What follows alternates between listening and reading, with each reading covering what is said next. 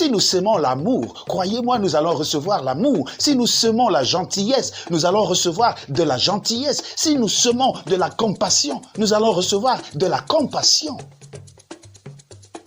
Par ailleurs, si nous semons la haine, si nous semons la division, si nous semons les rancunes, les querelles parmi les hommes, nous allons en récolter au centuple. Telle est la loi de la nature et telle est la volonté de Dieu.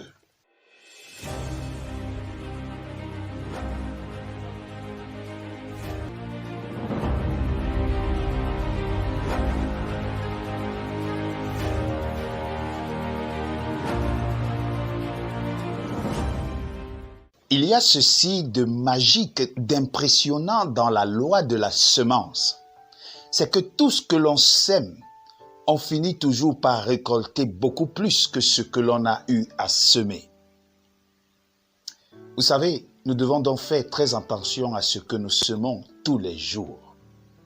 C'est l'histoire d'un jeune homme qui décida de se lever le matin et de vaquer à ses occupations. Et puis, subitement, il s'est mis à crier dans tout le village, « Je te déteste, je te déteste ».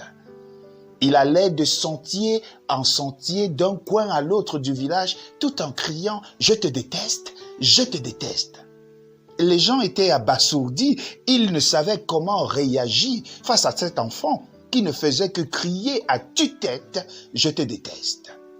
Cet enfant a continué comme ça pendant de longues minutes et il s'est retrouvé tout à coup à un endroit du village.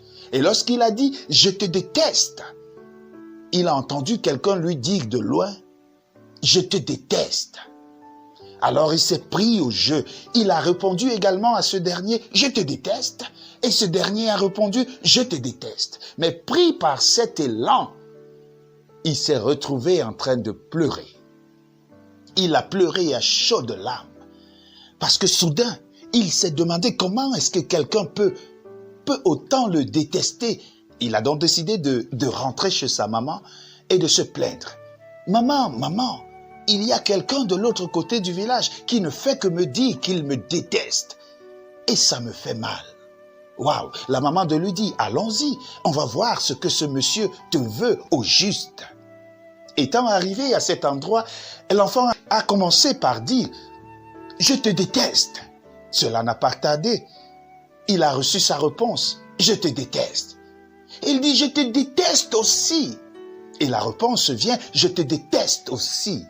Oh, à ce moment précis, la maman a compris ce qui était en train de se passer. La maman de lui dit « Écoute mon jeune fils, je te propose de dire « Je t'aime ». Et on verra bien ce que ce monsieur va te répondre. Alors le jeune enfant de dire « Je t'aime ». Et il a reçu tout de suite une réponse de ce monsieur qui lui disait « Je t'aime ». Il dit « Je t'aime aussi ». Et le monsieur de dire « Je t'aime aussi ». « Je t'aime très fort ». Et le monsieur de dire « Je t'aime très fort ». La maman avait compris une chose. En fait, il n'y avait personne de l'autre côté des montagnes. C'était juste l'écho qui revenait. Vous savez, la vie dans laquelle nous vivons n'est qu'un cercle rempli d'échos. Souvenez-vous ce que j'ai dit au tout début de notre méditation. La loi de la sémence est implacable. Nous récoltons ce que nous avons semé, mais beaucoup plus grand encore. Si vous avez semé un grain de maïs, croyez-moi, vous n'allez pas recevoir ou récolter un seul grain de maïs, vous allez en récolter tout un épi.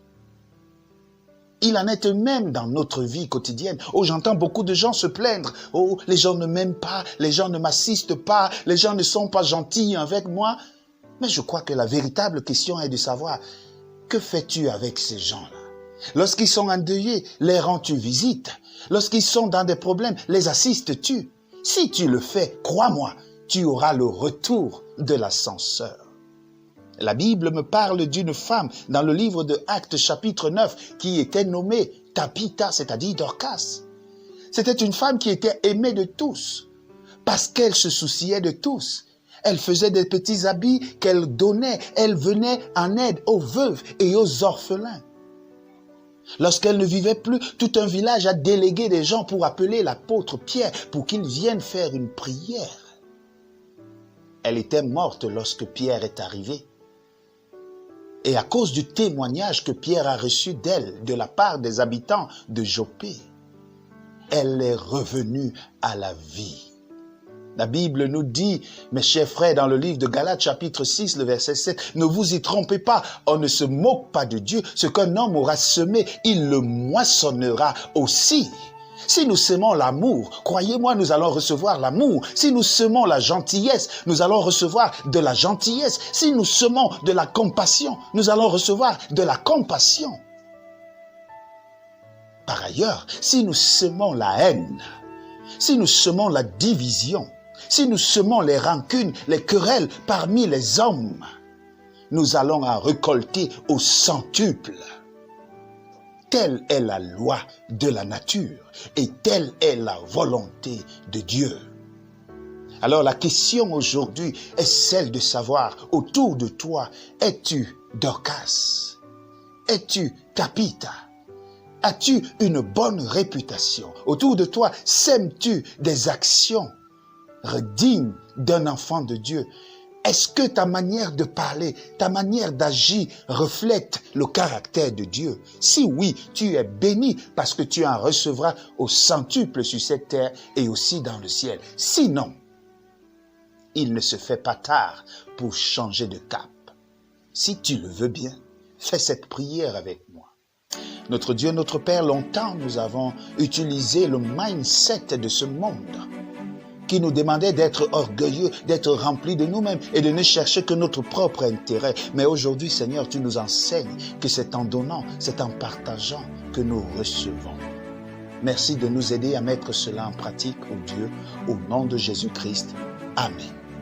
N'oubliez pas, mes chers frères, aussi longtemps que nous allons semer la bonne graine, notre récolte sera immense. Alors chaque jour, semons la bonne graine dans notre vie.